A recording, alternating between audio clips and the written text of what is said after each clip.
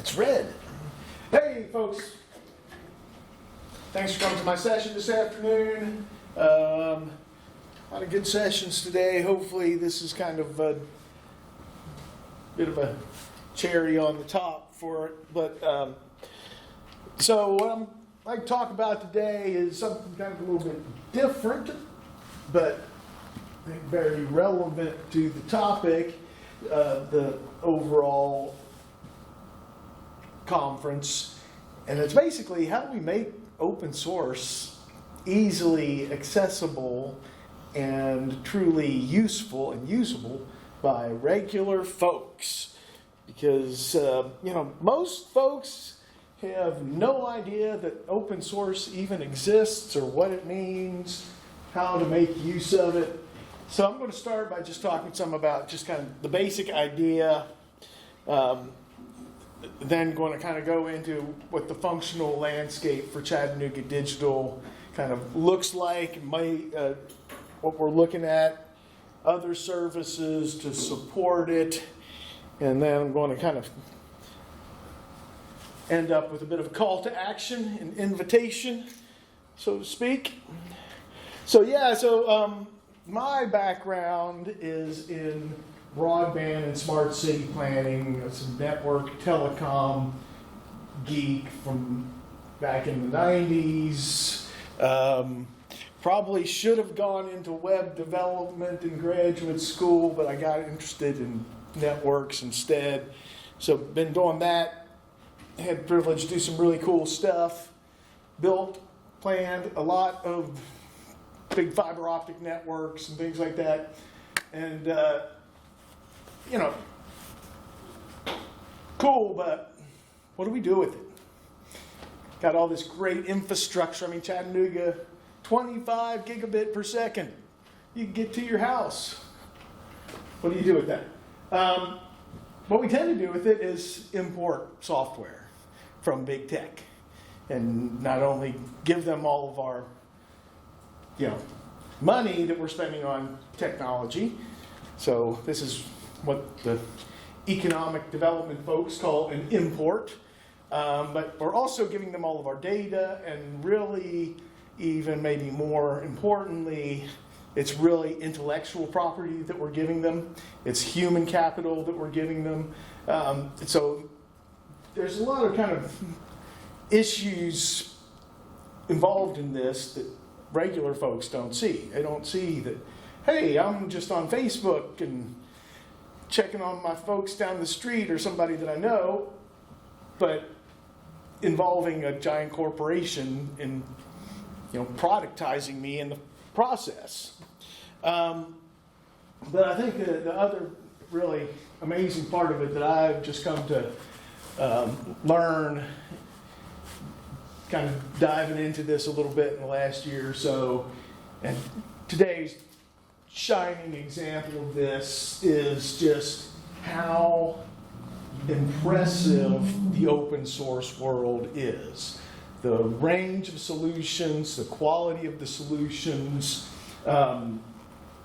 it's really pretty mind-blowing. And again, most folks have no idea. It's like this whole universe out there that a lot of people, including a lot of folks in positions of power that should know better and be able to consider this in their planning, have no idea about. And one of the big issues is that it really requires a change in thinking. And in a lot of ways, I really think the software world and the community that you guys are all embedded in is generations, decades ahead of the larger world and its thinking about how to get stuff done. So a few things I think are really key about this that folks don't necessarily grok the importance of it is, one, just the importance of owning your freaking data and your software. It's philosophical on some levels, just why should we have giant corporations owning our personal data? But it really comes down to some very practical issues about how we make decisions on a day-to-day basis and how and where we spend our money. So in the economic development world, they love to say, oh, buy local. You should buy from, the shop down the street. That is not what we're doing. And instead of spending money on people in our community, we're spending money with the big tech companies. So I think a key thing with open source is change an attitude of you don't spend on the software, you spend on the people, and the people implement the software to help you operate, but they also contribute to the software and make it more robust and more functional. So, bottom line is we have this great opportunity to build local, but connect global.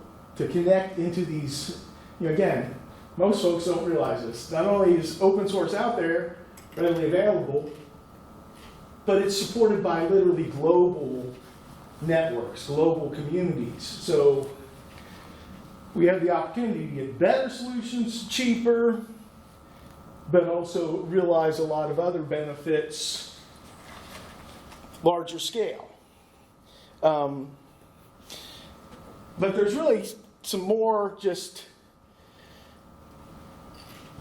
functional, practical realities that come along with this. So how do we get to those? How do we tap into those benefits? I think first of all, it's really important to empower people.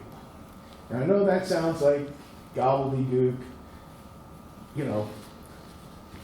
consultant talk, but it's not. It's really pretty fundamental of giving people the ability to control their technology rather than having their technology control them. So really, this is our purpose with Chattanooga.Digital, is to make the technology really easily accessible, practically useful, and for the costs, minimize those and share them across users, members, based on utilization. So basically, the idea is to deploy open source software for the community, aligned with what the community needs. Nice idea, but how do you pull it off? So starting point, just the business model in general, is you pay based on what you use. And everything that's required to deliver what you use is the rate base that everybody that uses it shares. You build in a little percentage on top of that for cost of money, for research and development. But basically, under the utility model, say everybody that uses this utility shares in the costs of it, and we're just going to divide it up and charge everybody based on how much they use.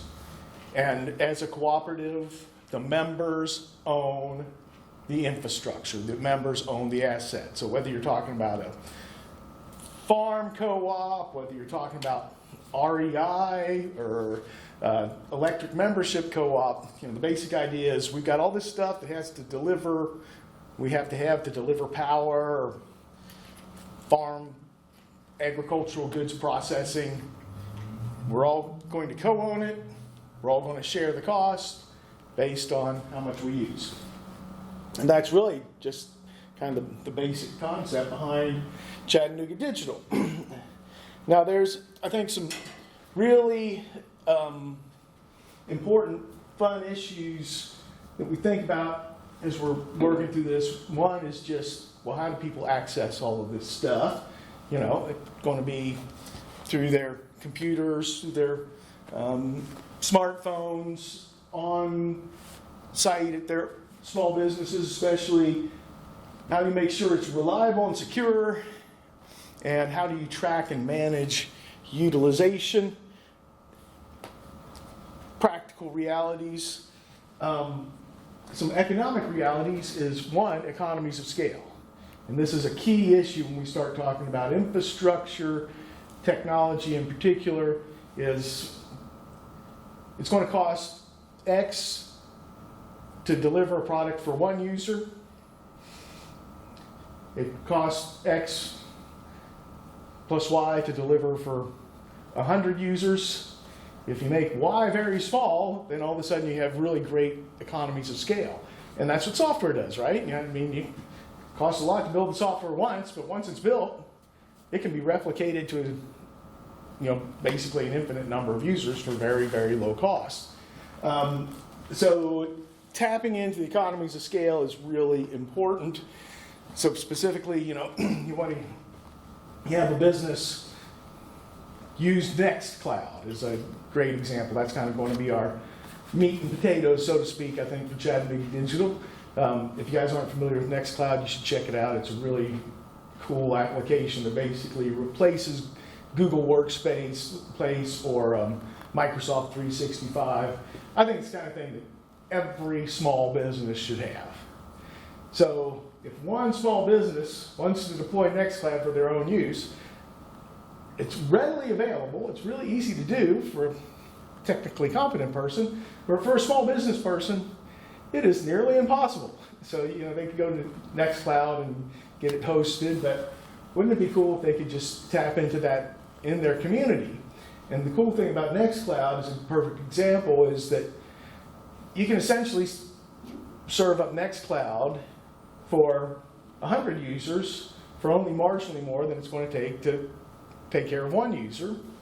And you can serve users across multiple industries. You can have, you know, NextCloud for families, so a family could share their stuff. Or you could have it for organizations, nonprofits that are loosely organized, partnered, sharing stuff. So you get economies of scope working across the community too. And the cooler thing about this is that then you can start tapping into network effects, especially in a cooperative where, hey, you know, it's going to cost me X dollars to get this service. You know, it's going to cost me $500 a month for NextCloud if I'm doing it all by myself. But if I find 20 other people to share it with me, then we're all just going to split that cost, and it's going to be much cheaper for all of us. So the network effects and having members say, hey, I not only can reduce my costs, but I can increase the value of what I'm doing by going out and recruiting other people is a really key kind of hypothesis, let's say, with Chattanooga.Digital.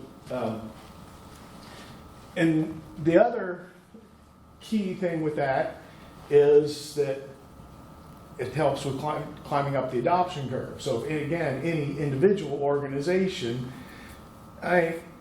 just Linux in and of itself is a great example. If you're going to just pick up Linux and start using it, as I'm kind of trying to force myself to do, it's a bit challenging. If I had, you know, you have a group of 10 or 12 people, or 4 or 5 people for that matter, that says, oh, we're all going to make the jump to Linux together and all learn it together, it becomes a lot easier. And the same can be said, especially something like a CRM. This is something I hear over and over again for small businesses. Pretty much every small business needs a good customer relationship management system.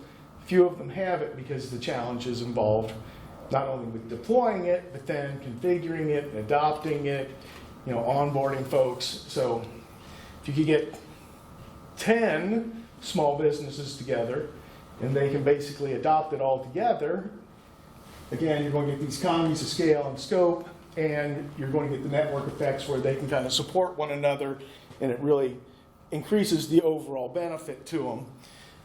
And then there's another really kind of interesting challenge here with the very real costs of searching and finding solutions, the very real cost of contracting for solutions, and the very real cost of making sure that those contracts are fulfilled.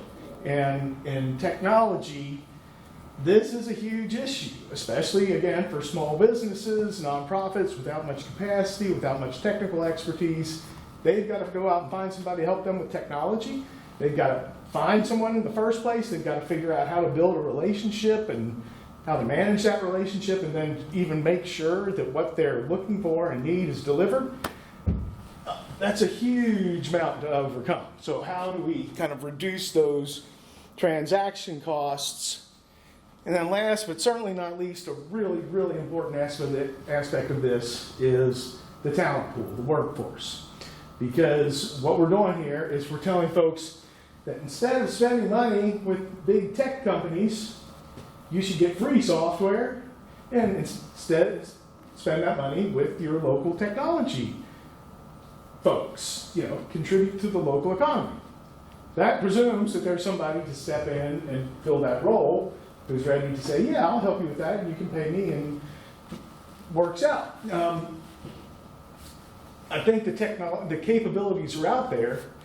They're just going back to the transaction cost issue, the challenges of finding folks and getting connected. And then also just kind of aligning the capabilities. Again, we have a bit of a challenge with our business leaders thinking in a very traditional sense. I mean, it still holds true today. No one has ever gotten fired for spending money with IBM. Well, that's not totally true now, but I mean, it's still very much the mindset of just go with the big guy, and even if things go awry, you just, oh, it was IBM, it's Microsoft, it's Google, we can rely on them, they will take care of us. Yeah, right. So you really kind of have to change that mindset and to get down to the really fundamental idea of this is about investing in people, this is about spending locally and building local capabilities and expanding the talent pool. So that's, I think, another kind of key issue that Chattanooga.Digital has to address. So kind of how are we going to do this? Well, let's just talk the software. So first of all, core services, and I'm not the technical guy. William Rouse should be here helping me talk through all this because he's been kind of figuring a lot of this out. First, we're looking at NixOS because of the replicability of it. What we figured out is this is a collaborative learning process, so folks need to be able to access it and play with it and work with it. And Nix was just a beast in getting folks' development environment set up and everything. So really just kind of refocused around containerization,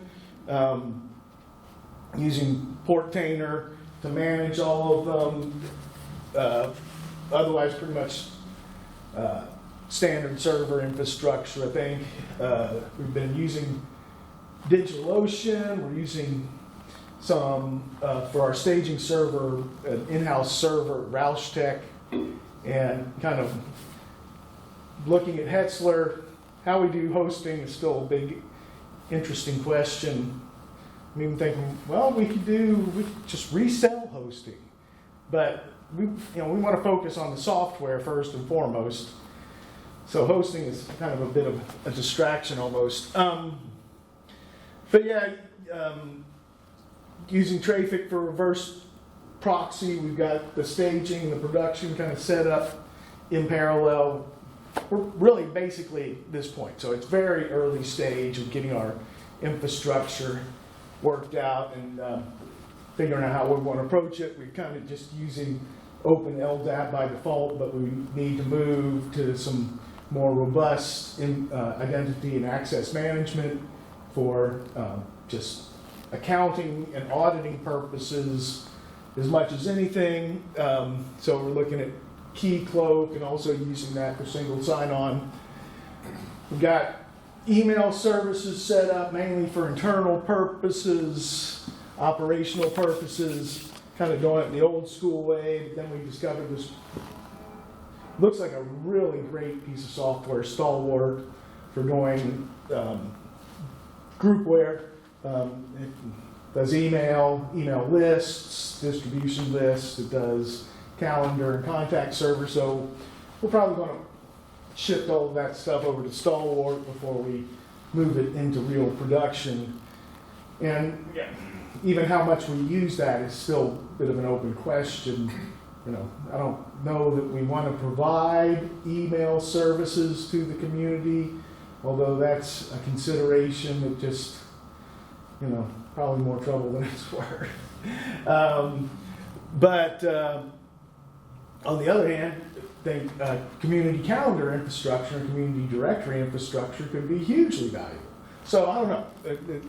And then as far as just code repository, most of what we're dealing with Chattanooga.Digital is just off the shelf open source. So we don't really do, as I'll talk about here in a minute, the idea is to kind of outsource any development or consulting work. So it's kind of a bit of a question whether we need a code repository, but I think generally with this kind of working arrangement, particularly for having a value proposition to the technology folks, it'd probably be good to have one. Community services, this is really kind of where we're starting, and I was hoping that hear something from Will, because we're literally about to set up a Mastodon instance for the community. That's going to be our starting point, and it'll be really interesting to learn how to administer it, because that's just a bit of a challenge in and of itself, but then figuring out how we get folks on it and start using it. The plan is to keep it very focused on the Chattanooga area, but otherwise kind of broadly defined community events, activities, topics, etc. Got kind of a parallel thing I've been working on. Could help drive use of Mastodon. Been pretty involved in the local music scene, primarily as a fan. But great local music, so much talent, great venues, not much audience. So I've been kind of dialogue with a lot of those folks about, well, how do you grow your audience? Well, one thing is we rely on Spotify and Apple Music, yada, yada, and we're just, lost in the sea of stuff. So, hey, you know what? There's some really good open source streaming platforms. Let's set up a community streaming platform for music and podcasts and stuff like that. So that's probably something we'll take on next, depending on whether you can get any musicians all moving in the same direction at the same time, which is a challenge in and of itself. But also I think that kind of goes back to Mastodon and doing things like encouraging folks to put previews of their show post that on Mastodon, so then that can be cross-posted to Facebook and say, hey, you want to get a preview of what's happening this weekend? Hit the Chattanooga.Digital Mastodon instance. Calendar and directory are huge, but and I think just great examples of what software infrastructure means for a community. Because just with the calendar alone, there's a bunch of different calendars out there, but they don't talk to one another. They really, have to go through a lot of gatekeeping. They're owned by people with biases, particular objectives. And why not have a real simple calendar infrastructure that anybody can use? So you could, if you're a musician and you've got a show and it's on your calendar, why not just have where you can invite music at Chattanooga.Digital, and boom, it shows up on the shared calendar, and anybody that subscribes to that calendar has access to it. It shows up on their calendar. The software is out there to do it, just needs a little bit of playing around to make it work. So that's kind of our initial working group, is working on setting up this community calendar infrastructure. Directory, I think, has even more potential to it, just because, Google is nice, but it shows what Google wants to show. So having a more complete directory, and the data is out there, city and the county have it in their business license database. It's just a pain in the ass to get to, so let's just suck it out and put it into an actual directory. And again, the key thing with the idea with the directory server and a calendar server, a contact server more accurately, is that anybody can then incorporate that into their application, their website, connect their client to it. Anyone can use it. Other services to be determined. There's so many of them out there. It's almost mind-blowing. I think focusing on federated applications makes a lot of sense, but that's also another layer of awareness that, folks don't know about open source. They know even less about the idea of federated applications.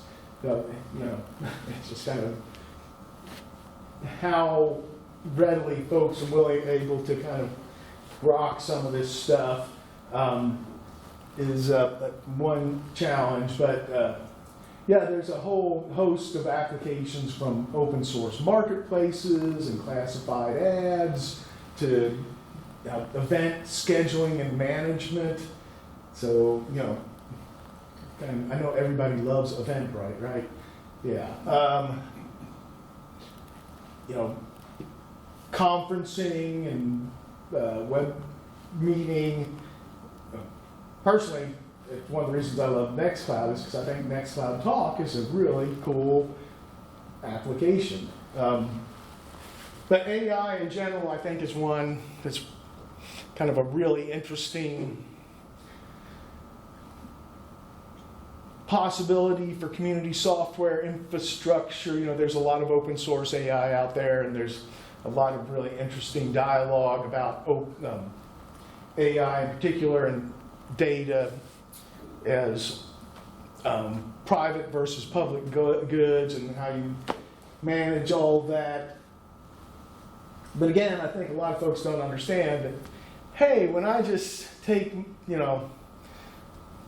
bunch of my data and dump it into OpenAI or into Gemini or Claude or whatever, then I no longer own that data. I just gave it away to some giant corporation because they own the AI and it's now sucked in my data. So making the open source AI not only more accessible and useful, but also communicating why it's a advantage to own your own software, to own your own models is an interesting challenge. But I think, again, can make a lot of sense. Enterprise services. So we envision having community services for just any member to access and use, but then have enterprise services, particularly small businesses, nonprofit organizations. That's one of the things that got me into this crazy situation in the first place, is just working with a lot of small businesses and nonprofits. They just do not have good technology resources, and they're just left out on their own. They just don't have the technical expertise. They don't really have the financial capacity. So they're hugely challenged there. So the ones we're basically looking at starting with are NextCloud. To me, it's just a really great starting point.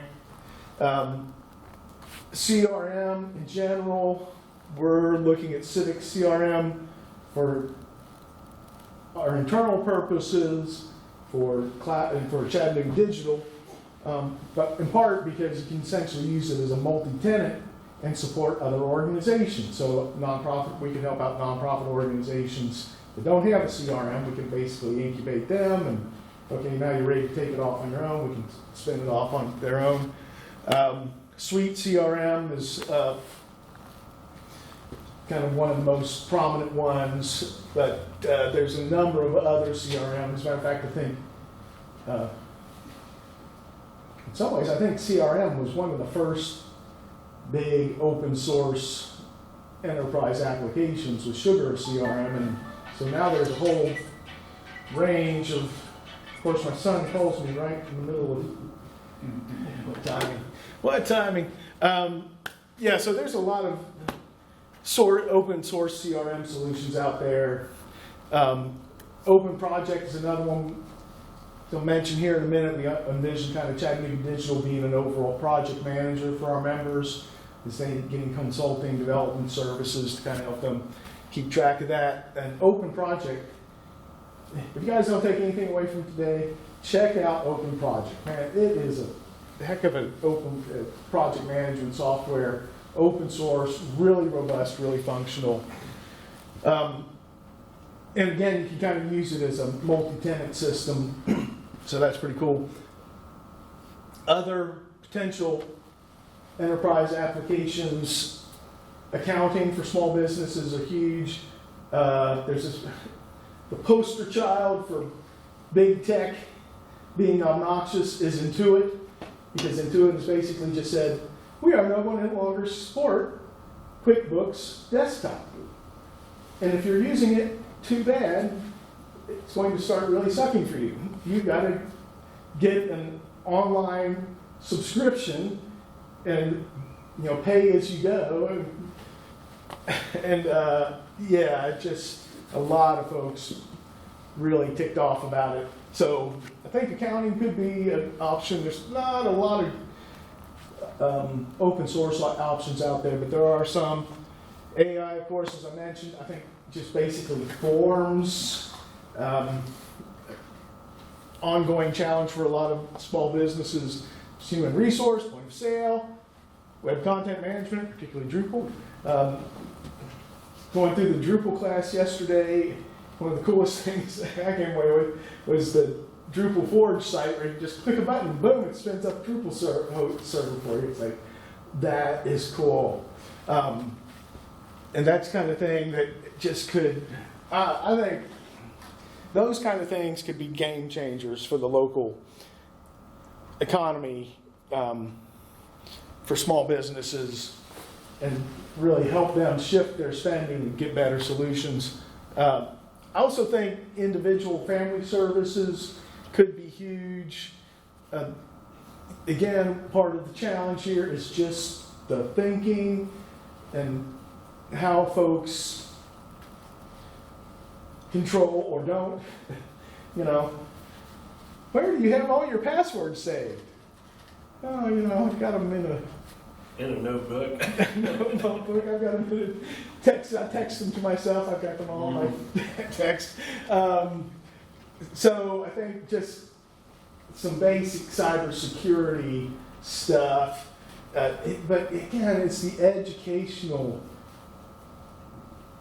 curve that we've got to climb up that's just really huge and daunting. But then I think we start talking about some of this stuff in context, like fitness and home monitoring. That's one of those things that a lot of people wear these fitness trackers and don't think about, hey, you're giving all of your personal data away. Wouldn't you like to be able to keep it and use it? And there's open source software to do that. Actually, there's a bunch of them. Media management, messaging. Of course, there's a lot of open source messaging apps out there. I think the one we're kind of, this is a great counterexample of network effects. Because, well, Slack, everybody's kind of stuck on Slack. Well, how do you move folks off of an application like that that has some clear challenges and issues and over something, even if it's demonstrably better, it doesn't do any good for one person to move. It doesn't really do good for 5% of the people to move. You've got to get like 40 or 50% of the people to move before it starts to generate kind of a movement to change over. So, but at the family level, I think especially, it's a lot easier to say, we are going to use this application for communicating with our family because it's secure, it's private.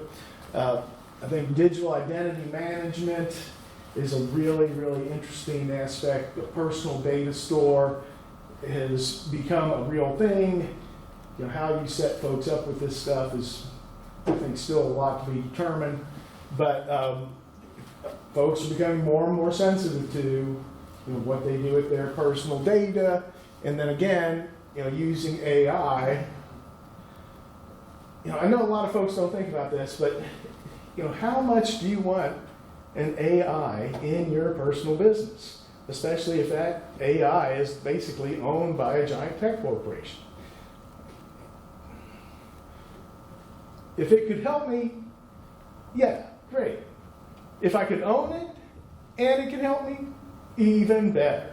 So I think that's a really interesting opportunity for rethinking the way we're deploying software. So just some other services that thinking about with Chattanooga.Digital. One is just basic requirements analysis. So I actually kind of started piloting this. Well, I piloted it with some nonprofits and just did the first real one last week with a small medical chiropractic practice, and just think that could be a really great tool because the idea is to do it quick and easy, high level, identify issues, opportunities, and it worked really well. And one of the things that actually worked really well about it is I could very clearly see after doing, we spent more time on it, probably should have, so it was about an hour, but could have probably knocked it out in half an hour. After that, requires a little bit of thinking, creative analysis, but really clearly seeing needs and opportunities for Bryn Medical where they could reduce costs, make more money, even without ever having to deal with their HIPAA compliance and personal identifying information, etc. But the other thing that I thought was really pretty cool about it is I could see a lot of business opportunities coming out. Because if we told Bryn Medical even something like, hey, you should implement NixCloud to support your office processes, that's going to require, deploying it is one thing, onboarding and configuring is another thing, and that's going to create significant opportunity for somebody that's got the skills, interested in doing the work. And again, we could have 10, 12, 100 small businesses adopting NixCloud. All of a sudden, you've got a real business opportunity for somebody that wants to become a NixCloud support person. Hack sessions, I think, are a great idea. Not sure best way to pull them off because, again, this is all pretty much off-the-shelf software, nothing that's going to have a developer really deeply engaged. But business leaders need to be educated. I mean, I don't see any way around it. If they're not aware of open source technologies, if they don't know what it can do for them, not just conceptually, but if they're not being able to see, I can see different CRM applications and put my hands on them and get experience with them. I can see NixCloud and get my hands on it and use it. If they're not getting exposed, then they're not going to adopt. So I think having hack sessions where we're kind of saying, here's the different solutions that are available to you, especially if we can bring in novice technology folks like high school, college kids, and say, hey, here's open source CRM, here's what CRM is, here are the kind of things you have to think about when you're implementing it. Those are great learning opportunities, and I think that's one of the areas we really need to think about how we can mobilize the local tech community. And again, I think the key to it is really think about it as professional development opportunities, particularly for folks that are just getting into or wanting to consider getting into technology. So to be able to do something relatively non-technical but practical. So I think one of the other things we're looking at with Chattanooga.Digital is if we have a bunch of members, they're all having consulting work done. So, hey, we're all going to implement a CRM. We need somebody to help us with the CRM. Chattanooga.Digital would provide overall project management to help them identify folks to do the work for them, to track work on break down, keep projects on track, etc. Kind of brokering out the opportunities, and yeah, I just personally think, totally biased and totally without a lot of data to go behind it, I think it could generate a significant amount of economic opportunity. I think deploying open source software under this kind of model would generate, actually I think it would generate a huge amount of local business for technologists and for particularly small technology companies. Data commons, just had to throw that in there because that's kind of a concept thing that's out there. Basically folks aggregating their data and selling it and aggregate out to AI or other purposes. Something to explore. Educational programs, really important. We need to build the workforce. I think even things like system administration skills, more basic type stuff, just getting more people hands-on familiar with Linux. Because again, I think that's one of the big issues is folks just don't know it even exists. And programs on any of our standard services. Having devices, it could be a line of business, so you could just basically sell people home servers with everything installed on it, and plug it in and fire it up, and we'll set up your accounts for you, and you're off and running. Even selling, even I think used hardware, but low-cost hardware with Linux on it, with all the applications on it, or having even, just handing out flash drives. Stick this in your old dead PC and boot it up and follow the prompts, and you'll have a nice functional Linux machine. And InstallFest, I think, would be great fun. But again, how you organize these things. So we're still really kind of at the very initial phases of this. I'd be really interested in anybody's input on kind of what applications we should think about deploying, about what kind of services should offer. Generally, how do we educate folks about open source technologies? How do we get them to actively adopt in and invest in and spend on open source technologies? We can definitely use help administering the system, supporting community applications. So that's going to be fun. Working group, like I said, the first one at this point has been the community calendar working group. We're going to see how that works out. But I think really for pretty much any substantial application, kind of want to form a working group to get input, guidance on it. I think hack sessions go right along with that. So I could definitely see like a NextCloud working group and a NextCloud hack session to educate folks about NextCloud and try it out.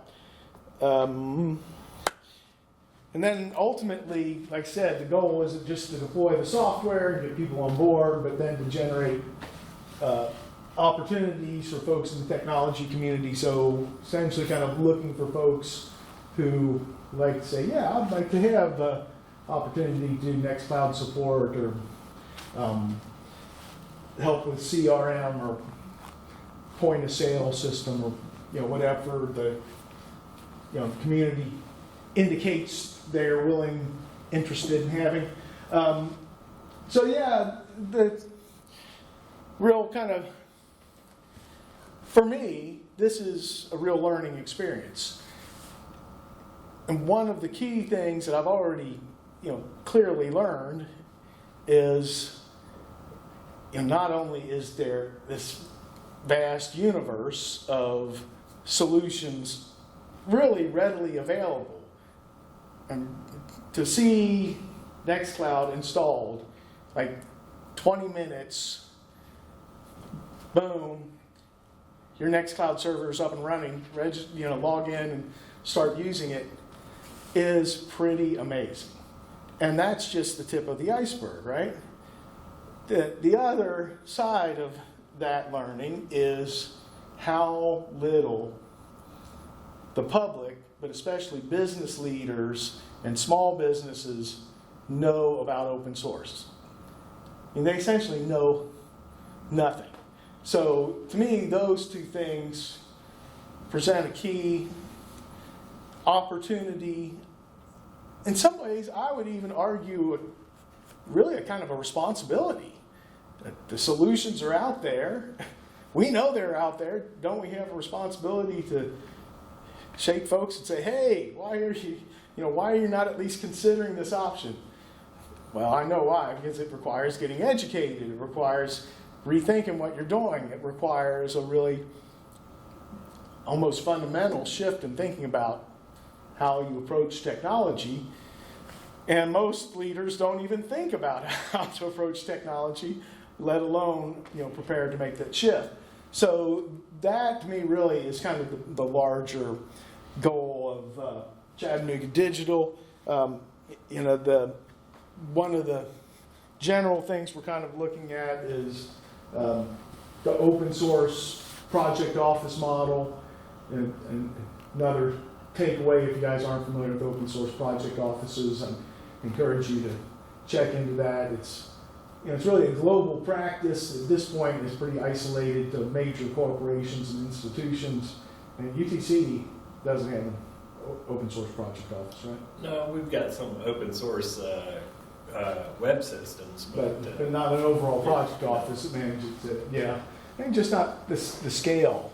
And I know, talking to the city of Chattanooga, they're like, "Oh no, we ran away from open source." So because we didn't have the sense, the wherewithal, they just weren't able to apparently get organized around it. But hopefully that's just a temporary thing, and they'll get more of a clue. Essentially the idea of Chattanooga.Digital is to kind of take the open source program office model and apply it at the community level. And it's really clear that one of the biggest things is education. And so I think that's going to be a kind of the initial curve to climb up with. And the more that we can get technology community involved to help educate the business leaders, civic leaders, and even just regular folks about open source technologies, the power of them, the opportunity of them, I think farther ahead this community is going to be. And that's just the kind of thing I wanted to wrap up with is, like I said, I've had the privilege of doing some big broadband, network infrastructure projects all over the country, worked with lots of communities doing that kind of stuff. Chattanooga, poster child, wasn't involved in Chattanooga with EPB, but I'm a big fan, I'm a customer. Chattanooga needs this. As a community, we need the open source solutions that are out there. We could benefit from it on so many levels. Every community I've worked with needs this. Every community I've worked with could benefit hugely from tapping into the open source universe more effectively. So that's just kind of the thought, the challenge I'll leave you guys with. Any thoughts, feedback right off? Do you have like an example of a community that's doing this successfully? No. Okay. No. And as a matter of fact, that's been one of the challenges because I've been digging around with it, talking to the co-op folks, lots of different types of co-ops. The co-op folks are just like, whoa, yeah, we don't, yeah. It's, and then there are a few kind of partial examples, like I mentioned, data commons. So there's a couple of data co-ops that are out there. How successful they are isn't real clear. There's some hosting co-ops, and at least one that seems to be somewhat successful, but again, a bit of a mixed bag. But I don't know of any co-ops that are focused on actually deploying and supporting open source applications. Might become more important with data sovereignty, especially in Europe, because AWS have just said they can't guarantee that what's on their European servers won't end up on their American servers. So they've just knocked themselves out of. People just aren't going to pick them for that reason. Yeah. And If funny you can't thing, guarantee you're not going to do that, then we're not using you. yeah, Government size people are doing that. yeah. I mean, they've been pissed off at American technology firms for a long time because they're not living up to the European law. Mm-hmm. Well, I think it's a bigger ethos too, Lee, because most of these open source projects are based with the European teams. The maintainers are European. So again, I think that's part of the opportunity is kind of plug into that global community. Are you familiar with the self-hosted community? What's that? The self-hosted community? A what? Self-hosted community, where people spin up their own Nextcloud and they de-Google themselves and they all basically run all their services on their home network. No. Tulsa? Where's that? Self-hosted. Self-hosted. You self-hosted. Oh, just the general. I thought you were Yeah, referring the general to a community. geographic community. I am aware of kind of the self-hosted community as far as Right. the folks that are doing it themselves, but that's still pretty much limited to the geekdom. Right. Yeah. And my only concern is that kind of geekdom is the first people we're going to want to de-Google Yep. and get off big time.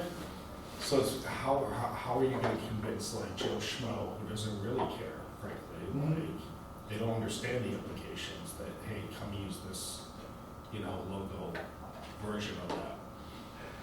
Yeah, so that is really in some ways our fundamental challenge. I think there's three key components to it. One is just simply cost and saying, if you want to own your data, if you want to have this control of this, we're going to give it to you at a lower cost than you pay if you get similar with Microsoft or Google or even Protean. In theory. In theory, well, that's it. Again, getting scale is part of the challenge because if it's just 10 users, it's probably not going to be. If it's 1,000 users, I tend to think if that's about the point where it starts to have a real cost advantage.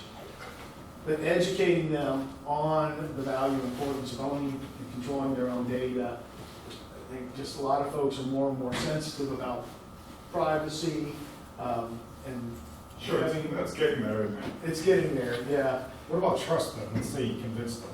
Right. Well, that's the the governance model. that is the third thing that I think is really interesting challenge, but real opportunity is the whole trust environment. And today, trust really boils down to folks that you personally interact with, that that your friends know, and so wouldn't you rather be in a situation where you're using technology and the people that are supporting that technology, that they're in your community, you know that they're connected to people you know.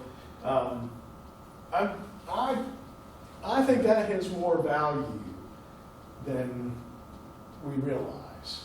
And that we've given that value up just by kind of default going with the big technology companies. So yeah, I think that's, I frankly don't know how to do it. But, you know, that's kind of Eventually, like, figuring out as you go. part of your budget will be for independent security audits Yep. and basically you're gonna have to have staff people.